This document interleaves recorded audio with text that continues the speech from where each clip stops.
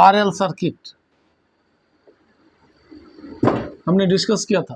तो आरएल में क्या होता है, रेजिस्टेंस और इंडक्टेंस। हमने एसीएफ सप्लाई किया था, इसमें एसी इक्वेशन था ये equal to E0 sin omega t. This is R, this is L, inductance. हमने क्या सीखा था इसमें, करंट सेम होता था दोनों में, आर में भी और एल में भी। फेजर डायग्राम, इधर करंट, इधर वी एल, इधर वी आर। यहाँ पे वी क्या निकालते थे, resultant total net V R square plus V L square. ये क्या होता था, पीक वैल्यू। ये पीक वैल्यू है दोनों केस में, ये रिजल्टेंट पीक वैल्यू है, मैक्सिमम वैल्यू। ई नोट भी लिख सकते हैं, ठीक है, या वी लिख दो, this is peak value. Phasor हमेशा पीक वैल्यू होता है, ध्यान रखना है इसको। हम इसको और लिख सकते थे, I nought R whole square plus I nought X L whole square. तो आई नोट बाहर कर दिया, under root R square plus X L square. ये वी को हम ई नोट भी लिख सकते हैं मैक्सिमम। यदि हम इसको ई नोट लिखें तो E note by I naught ये होता था हमारा under root R square plus X L square equal to Z. ये इम्पिडेंस था हमारा, Z is the impedance, resultant resistance, impedance in RL circuit. ये आरएल सर्किट का इम्पिडेंस है। यहाँ पे देखो, इस केस में V leads I by 90 degree. ये कितना एंगल से आगे है, ये π/2, ध्यान रखना।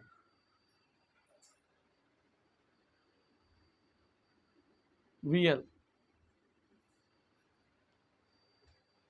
अब यहाँ पे ध्यान दो, ये इम्पिडेंस हो गया। XL क्या होता था, तो Z इक्वल टू, यहाँ पे Z कितना हो गया हमारा, Z equal to under root R square plus omega L whole square. चूंकि एक्स एल किसके बराबर था, ओमेगा एल। ओमेगा क्या होता है, 2 nu L. Omega is 2 new. तो हमने क्या देखा, अब देखो, यदि हम ग्राफ ड्रॉ करें जेड और फ्रीक्वेंसी के बीच, फ्रीक्वेंसी और जेड के बीच में, तो देखो यहाँ पे हम लिख सकते हैं Z equal to under root R square plus 2 nu L whole square. यदि फ्रीक्वेंसी 0 हो तो जेड कितना हो गया, आर के बराबर। फ्रीक्वेंसी वेरी हाई, बहुत ज़्यादा, तो जेड किसके बराबर होगा, एक्स एल के बराबर अप्रोक्सीमेटली। ठीक है, तो कहाँ से स्टार्ट करेंगे ग्राफ, फ्रीक्वेंसी 0 तो आर से स्टार्ट होगा। तो इसका ग्राफ कैसे करोगे, करके दिखाओ एक बार।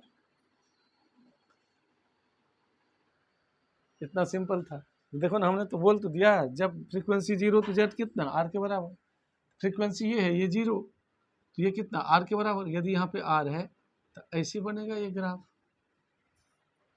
ठीक है, जब फ्रीक्वेंसी वेरी हाई तो इसका वैल्यू वेरी हाई हो जाएगा, तो जेड किसके बराबर होगा, एक्स एल के बराबर अप्रोक्सीमेटली।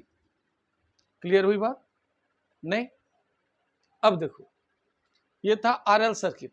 अब जैसे आरसी सर्किट की बात करते हैं, आरसी सर्किट, रेजिस्टेंस और कैपेसिटेंस। इसने हमने क्या देखा था, फेजर डायग्राम कैसे बनाया था हमने, इसमें था करंट, करंट तो दोनों में सेम चलेगा, वीसी, रिजल्टेंट कितना आया था हमारा, ये था वी आर, रिजल्टेंट वी, तो V equal to under root V R square plus V C square. यहाँ पे वोल्टेज वी सी इधर है, करंट इधर है, तो कितना नीचे है ये 90 डिग्री से, या करंट आई वी सी से कितना आगे है π/2। यदि हम वी निकाल ले, वी मतलब क्या होता है यहाँ पे पीक वैल्यू, तो peak value E nought equal to, V को ई नोट भी लिख सकते हैं, I nought R whole square plus I nought X C whole square. तो और हम इसको लिख सकते हैं E nought equal to I nought under root R square plus X C whole square, E note by I nought is equal to under root R square plus X C square equal to Z. This is impedance in RC circuit. तो हम Z को और क्या लिख सकते हैं, under root R square plus 1/2 nu C whole square. क्यों, तो एक्स सी इक्वल टू होता था 1/ओमेगा सी 1/2 न्यू सी। नोट करो, एक्स सी क्या था, कैपेसिटेटिव रिएक्टेंस। एक्स सी क्या है, कैपेसिटेटिव रिएक्टेंस। अब देखो यहाँ पे ध्यान से, यदि हम ग्राफ ड्रॉ करें एक्स सी और फ्रीक्वेंसी के बीच में, देखो जब फ्रीक्वेंसी जीरो, यदि फ्रीक्वेंसी हम जीरो ले लें तो जेड कितना हो जाएगा, इन्फिनिटी। ठीक है, फ्रीक्वेंसी बढ़ाते जाओ, वेरी हाई। यदि फ्रीक्वेंसी बहुत ज़्यादा होगा तो ये अप्रोचिंग टू जीरो, तो जेड किसके बराबर हो जाएगा, अप्रोक्सीमेटली आर के बराबर।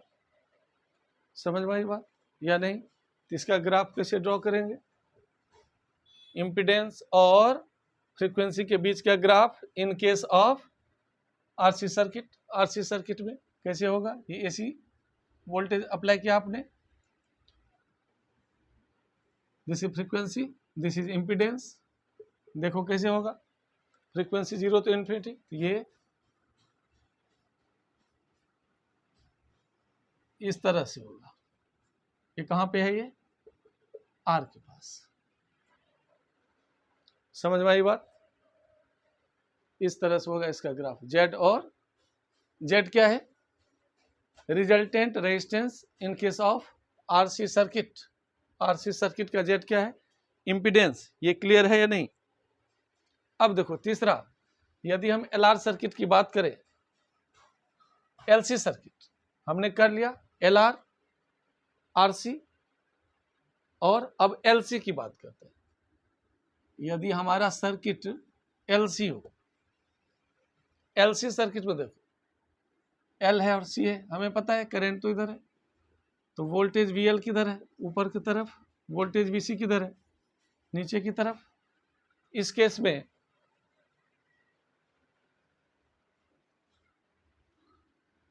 If VL greater than VC तो क्या होगा, इधर हो जाएगा वीएल माइनस वीसी, इधर हो जाएगा आई,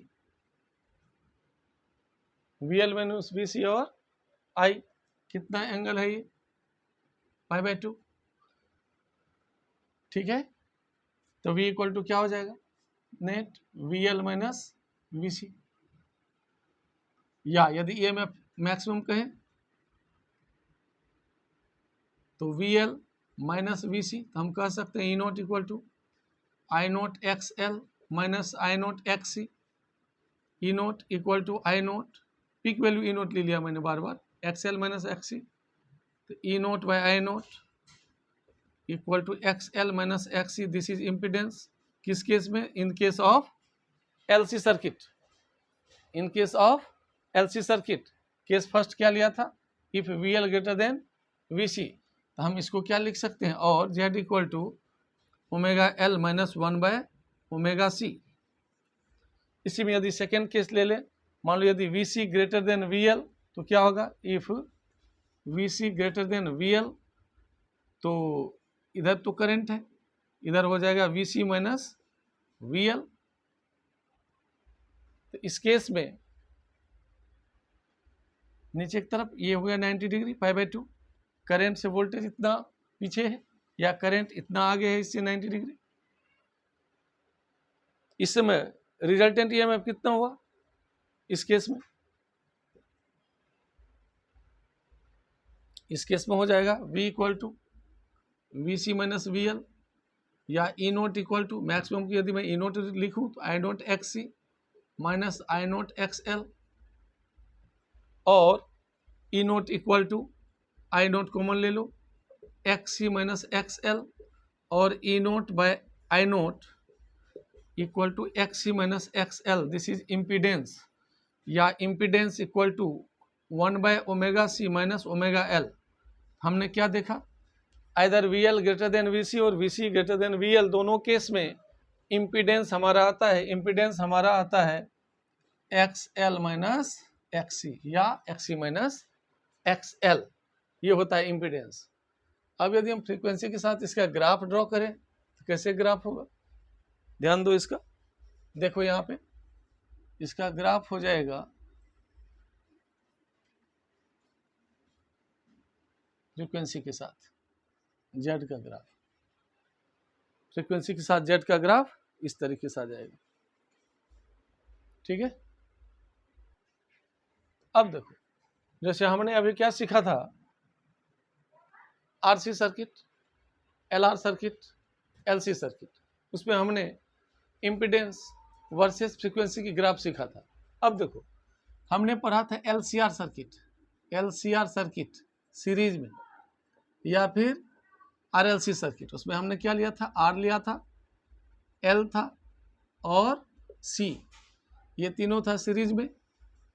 हमारा इम्पीडेंस कितना आया था इस केस में, आर एल सी, हमने इक्वेशन लिया था equal to E naught sine omega t, ये सी सप्लाई है। हमारा जेड का वैल्यू आया था यहाँ पे under root R square plus X L minus X C whole square, ये आया था जेड का वैल्यू। यदि जेड वर्सेस फ्रीक्वेंसी का ग्राफ ड्रॉ करें, या Z equal to under root R square plus omega L minus one by omega C whole square, यदि Z versus omega या फ्रीक्वेंसी का ग्राफ ड्रॉ करूं तो इसका ग्राफ ऐसे आता है, ये होता है सबसे मिनिमम वैल्यू जब जेड आर के बराबर हो जाए,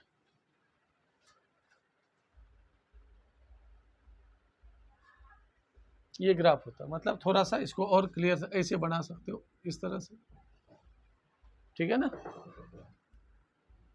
ये कब है,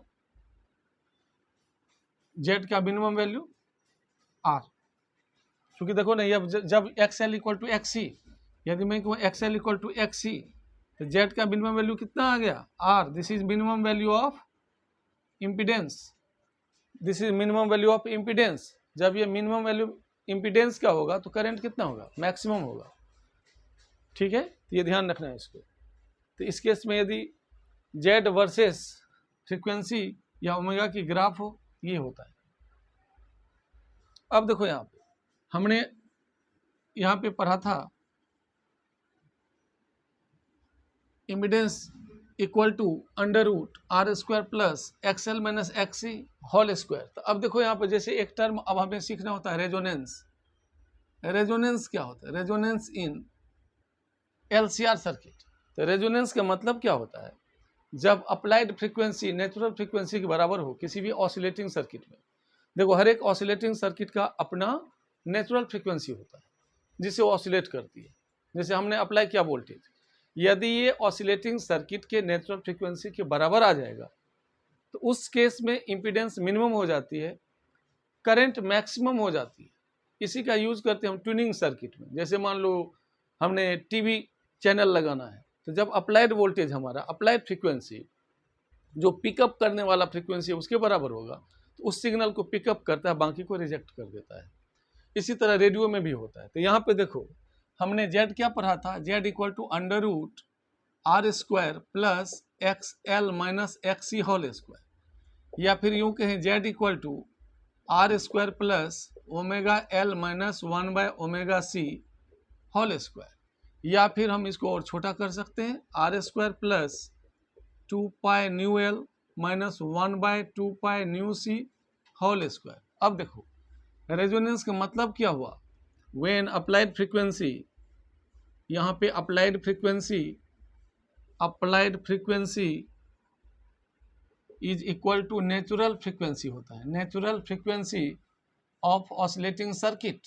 यहाँ पे क्या होता है, applied frequency equal to natural frequency. यहाँ पे क्या होता है, इम्पीडेंस होता है minimum, impedance will be minimum कितना इसकी वैल्यू होती है, मिनिमम आर के बराबर, यहाँ पे क्या होता है X L equal to X C के बराबर होता है। इसलिए जहाँ भी हम रेजोनेंस की बात करेंगे there must be L and C, inductor और कैपेसिटर दोनों होना चाहिए। जब तक दोनों नहीं होगा तो आउट ऑफ वोल्टेज कैसे होगा, देखो ना, यदि मैं बात करूं आर की तो आर की वोल्टेज इधर होती है करंट की तरफ, वीएल होती है ऊपर, वीसी होती है नीचे। तो जब तक एल और सी नहीं होगा तब तक कैंसिल कैसे हो सकता है, जब दोनों इक्वल एंड अपोजिट होगा तभी तो कैंसिल होगा। यदि किसी सर्किट में सिर्फ एल है तो हम क्या करते हैं, हम लगाते हैं कैपेसिटर उस सर्किट में, जिससे कि उसका वोल्टेज एक दूसरे को कैंसिल करके मिनिमम इम्पीडेंस कर दे। यदि किसी सर्किट में हमारा क्या लगा हुआ है ऑलरेडी कैपेसिटर और क्वाइल नहीं है तो हम उसमें क्वाइल लगा के इंडक्टर अप्लाई करते हैं, जिससे कि रेजोनेंस का कंडीशन हो। रेजोनेंस के कंडीशन में XL must be equal to XC. तो रेजोनेंस तभी होगा जब सर्किट में आर के साथ एल एन सी का रहना मस्ट, ये दोनों होगा। जब तक एल सी नहीं होगा तब तक रेजोनेंस हो ही नहीं सकता। तो मतलब आर एल सी होगा तभी, ये नहीं कि हम आर एल सर्किट दें और रेजोनेंस आ जाएगा, आर सी सर्किट बना दें कहेंगे रेजोनेंस आ गया हमारा ट्यूनिंग पकड़ लेगा, ऐसा कुछ नहीं है। हमको क्या करना पड़ेगा, एल रहेगा तो सी देना है, सी रहेगा तो एल देना है। तो आर एल सी रहेगा तभी रेजोनेंस की हम बात कर सकते हैं। तो रेजोनेंस में क्या होता है, किसी भी सर्किट को रेजोनेंट सर्किट कहते हैं इफ अप्लाइड फ्रीक्वेंसी जो हमने अप्लाई किया एसी उसकी फ्रीक्वेंसी नेचुरल फ्रीक्वेंसी के बराबर हो। फिर जेड क्या होता है, इसमें मिनिमम वैल्यू होती है कितना, आर के बराबर, एक्सएल एक्सी के बराबर होती है। और करंट क्या होता है यहाँ पे मैक्सिमम, यहाँ पे मैक्सिमम होता है करंट, आई नोट की वैल्यू होती है यहाँ पे मैक्सिमम करंट। अब देखो ये एक्सएल एक्सी कैसे हुआ, जरा सोचो ध्यान से। यदि मान लो, ध्यान से देखना, आरएलसी सर्किट है हमारा, पहले यहां तक देख लो, नोट कर लो। अब मैं इसी को बता रहा हूं, समझाने की कोशिश कर रहा हूं, समझ में आएगा, 100% आएगा। यहां पर देखो हमने क्या किया, देखो ध्यान से, ये है मेरा एक्स एल जो है 2 पाई न्यू एल या ओमेगा एल, और दूसरा है X C 1 by omega C या फिर 1 बाय 2 पाई न्यू सी। अब देखो जब फ्रीक्वेंसी था 0 तो एक्सएल कितना हो गया 0, एक्सी कितना हो गया something bye 0 infinity. When applied frequency क्या है 0 तो एक्सएल विल बी 0 और एक्सी विल बी इंफिनिटी। अब हमने फ्रीक्वेंसी को 0 से बढ़ाना स्टार्ट किया तो देखो एक्सएल 0 से बढ़ना स्टार्ट हुआ और एक्सी इंफिनिटी से घटना स्टार्ट हुआ। एक इंफिनिटी से नीचे आ रही है, एक 0 से ऊपर जा रही है। एक ऐसा सिचुएशन आया जब दोनों की वैल्यू इक्वल हो गई, एक ऐसा सिचुएशन आया, इसको हम कहते हैं resonance frequency. Resonance frequency omega के टर्म में ओमेगा आर। इस केस में एक्सएल बढ़ के एक्सी के बराबर हो गया, तो कहते हैं इसी ओमेगा आर को कहते हैं resonance angular frequency. Nu R कहलाता है रेजोनेंस फ्रीक्वेंसी। वैसे कुछ राइटर ने इसी को रेजोनेंस फ्रीक्वेंसी रखा है, लिखा है, इसका मीनिंग एंगुलर फ्रीक्वेंसी से है। ये ओमेगा टी से, जैसे E equal to E naught sine omega t, तो ओमेगा की वैल्यू है ये ऐसा अप्लाइड फ्रीक्वेंसी है जब एक्सएल इक्वल टू एक्सी। तब जरा ध्यान से देखो, यहां तक समझ में आ गया तो देखो जब XL equal to XC as at resonance हमने क्या देखा, at resonance XL equal to XC, omega L equal to 1 by omega C, omega के नीचे R डाल दो, resonance omega square 1 by LC, omega resonance कितना हो गया 1 by under root LC, nu R 1 by 2 pi root LC। तो resonance frequency किस पे डिपेंड किया, L और C पे। न्यू R डिपेंड्स ऑन, किस पे डिपेंड कर रहा है, L and C, but does not depend on R। R पे कहाँ डिपेंड कर रहा है, ठीक है। तो ये रेजोनेंस फ्रीक्वेंसी है। तो रेजोनेंस जब XL इक्वल टू XC, अब ध्यान दो खुद, हमने क्या कहा, इम्पीडेंस मिनिमम होगा। देख लो LRC सर्किट का इम्पीडेंस क्या था, under root R square plus XL minus XC। As XL equal to XC, Z equal to under root R square plus 0 और Z equal to R this is the minimum value of impedance, इसलिए current maximum क्या होगा, E note by Z equal to E note by R. This is peak value of current, maximum current. तो हमने क्या देखा, resonance पे current क्या होता है, मैक्सिमम।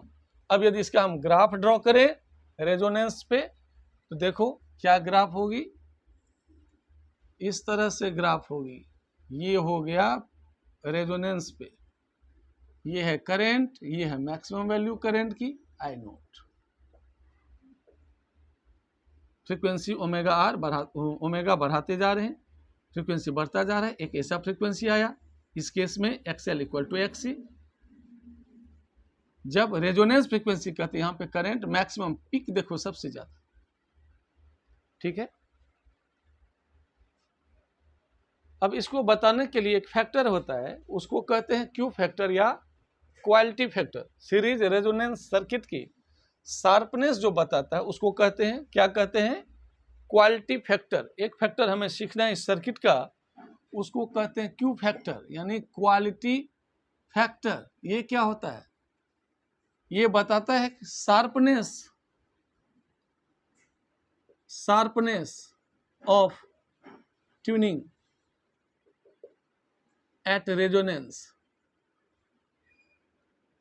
जितना क्वालिटी फैक्टर अच्छा होगा उतना सिग्नल आसानी से अच्छे से पकड़ेगा, उतनी ज़्यादा करंट की वैल्यू होगी। अब देखो यहाँ पे, जैसे मैं ग्राफ से समझाने की कोशिश कर रहा हूँ,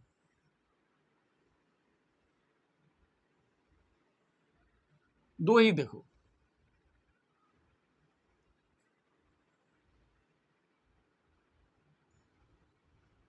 ये रेजोनेंस फ्रीक्वेंसी पे, ये है करंट। तो देखो यहाँ पे करंट आई नोट वाला वैल्यू हुआ, इसके लिए आई नोट ये मैक्सिमम, इसके लिए आई नोट मैक्सिमम यहाँ है। लेकिन सबसे ज़्यादा करंट कहाँ पे है, इसमें ना, थर्ड ग्राफ में नहीं, फर्स्ट सेकेंड थर्ड ग्राफ पे देखो, सेम रेजोनेंस फ्रीक्वेंसी पे करंट सबसे ज़्यादा है। इसका मतलब क्वालिटी फैक्टर सबसे ज़्यादा हुआ। तो क्वालिटी फैक्टर देखो, शार्पनेस सबसे ज़्यादा हुआ, इसका रेजिस्टेंस सबसे ज़्यादा है मैक्सिमम। जैसे मान लो मैं कह दूँ R1, इसका R2, इसका R3, कहेंगे R1 सबसे ज़्यादा है, R2 और R3 सबसे कम, यानी लो रेजिस्टेंस। लो रेजिस्टेंस की वजह से इसकी करंट मैक्सिमम हो गई। इसका मतलब क्यू फैक्टर किस पे डिपेंड किया, मैक्सिमम करंट किस पे डिपेंड किया, रेजिस्टेंस पे डिपेंड किया। जबकि omega R does not depend on resistance, किस पे करता है, हमने अभी पढ़ा था omega are equal to 1/√LC। लेकिन करंट के लिए हमें क्या चाहिए, EMF बाय जेड, यानी आर रेजिस्टेंस पे डिपेंड किया, जितना कम रेजिस्टेंस उतने शार्पनेस आएगी।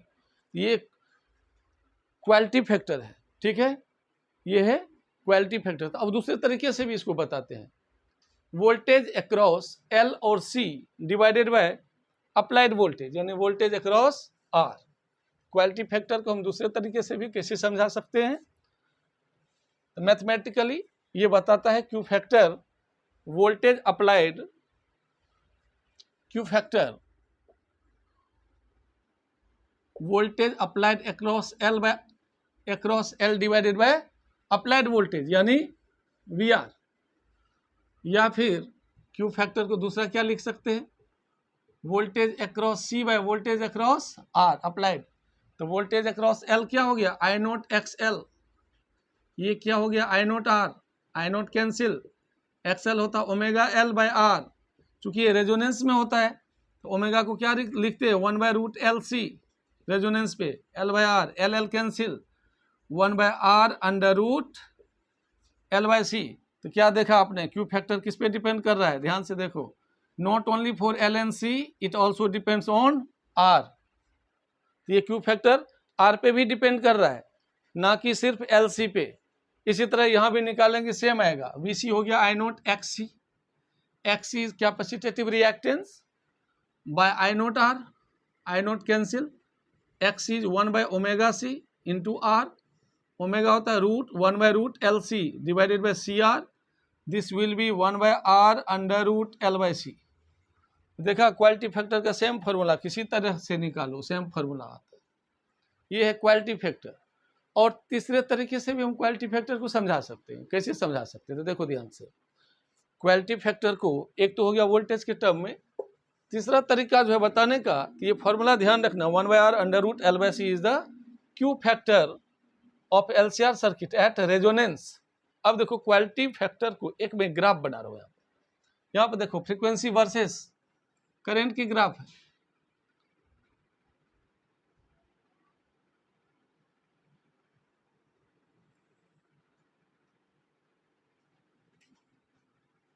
ये है रेजोनेंस,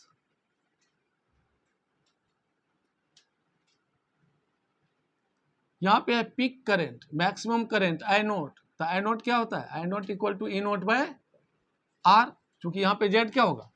रेजोनेंस में जेड किसके बराबर होता है? आर के बराबर। मिनिमम रेजोनेंस मिनिमम इम्पीडेंस होती है। अब देखो करंट की वैल्यू यदि आरएमएस हो, आरएमएस क्या होता है?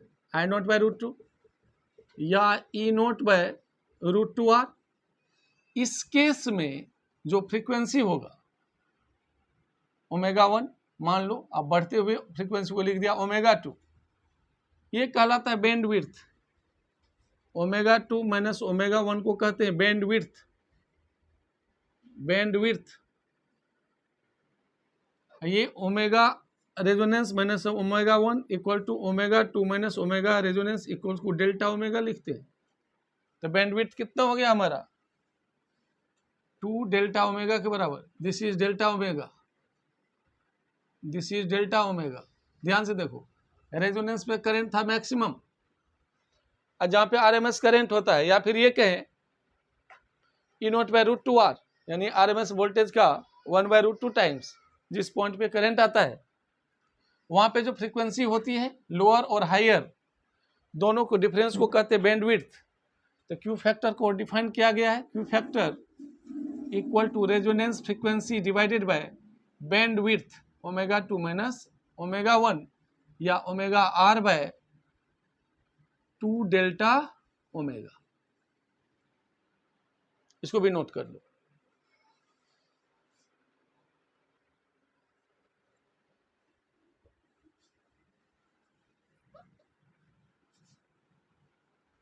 इसको ऐसे भी लिखते हैं, क्यू फैक्टर एक तरीका ये है, वैसे सीबीएसई के लिए नहीं है, 2 पाई टाइम्स एनर्जी स्टोर्ड पर cycle divided by energy lost पर साइकिल। ये भी क्यू फैक्टर को समझा रहा है। मतलब क्यू फैक्टर आपको ये आइडिया देता है एनर्जी के बारे में, it gives idea about the energy capacity, energy store to energy loss, कितना एनर्जी स्टोर हुआ, कितना एनर्जी लॉस हुआ। तो ये सारे डिफरेंट तरीका था क्यू फैक्टर को बताने का। एक टर्म आता आरएलसी सर्किट में इम्पीडेंस ट्रायंगल, इम्पीडेंस ट्रायंगल। देखो हमने क्या पढ़ा था? हमने पढ़ा था कि यदि यहाँ वी आर करेंट इधर है, वी आर इधर था, वी एल एंड वी सी, ये दोनों 180 डिग्री आउट ऑफ फेज होता था करंट के साथ, ये भी 90, ये भी 90। अब देखो तो इसमें हमने पढ़ा था Z equal to under root R square plus X L minus X C whole square.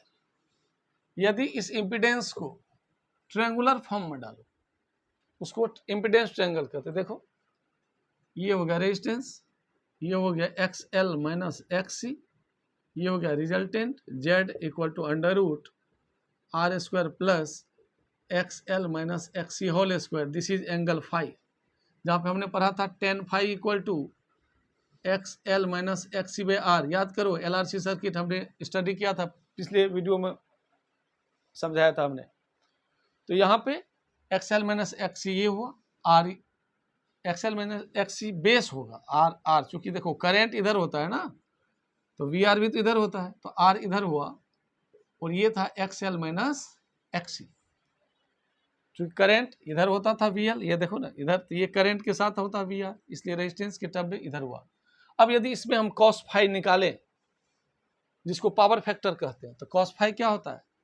Cos phi equal to base upon hypotenuse, तो R by under root R square plus XL minus XC whole square. तो देखो तो at resonance पे हमने क्या सीखा, XL equal to XC, तो cos phi कितना हुआ R/R दैट इज 1, तो फाई कितना हो गया 0 डिग्री। मतलब रेजोनेंस पे क्या हो गया, फाई यानी करेंट और वोल्टेज के बीच का फेज डिफरेंस 0 हो गया, मतलब दोनों साथ साथ चलेगा। समझ में आई बात? ठीक है, चलो यहाँ तक आज करते हैं।